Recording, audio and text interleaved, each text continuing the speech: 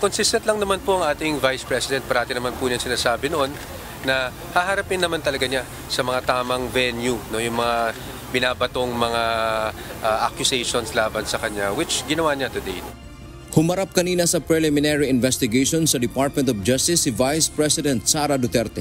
Kaugnay ito ng reklamong inciting to sedition at grave threats na inihain laban sa kanya ng National Bureau of Investigation o NBI dahil sa umano'y pagbabanta nito laban kina Pangulong Ferdinand Marcos Jr., First Lady Liza Araneta Marcos at House Speaker Martin Romualdez.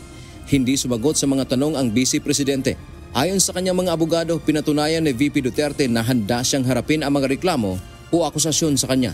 Naghain na rin ng counter affidavit o kontrasalaysay ang pangalawang Pangulo sa reklamo ng NBI. Pero tumanggi ang kanyang mga abogado na sabihin kung ano ang partikular na nilalaman ito para maiwasan na maimpluwensyahan ang mga piskal na re-resolba sa reklamo. We will not discuss na po muna, no, yung aming defenses, so we don't want to preempt. And out of due respect na rin para po ma-appreciate ng walang mga outside influence ng mga prosecutors natin. Sabi pa ng kampo ni VP Duterte, inilahad nila sa counter affidavit na dapat hindi magpatuloy ang reklamo.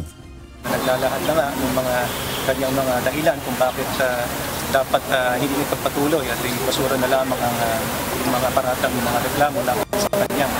Tiniyak naman ni Justice Secretary Crispin Rimulya na bibigyan ng due process ang pangalawang Pangulo. Due process, no problem with due process. Everything, we respect the office. Alam mo naman that's the most important.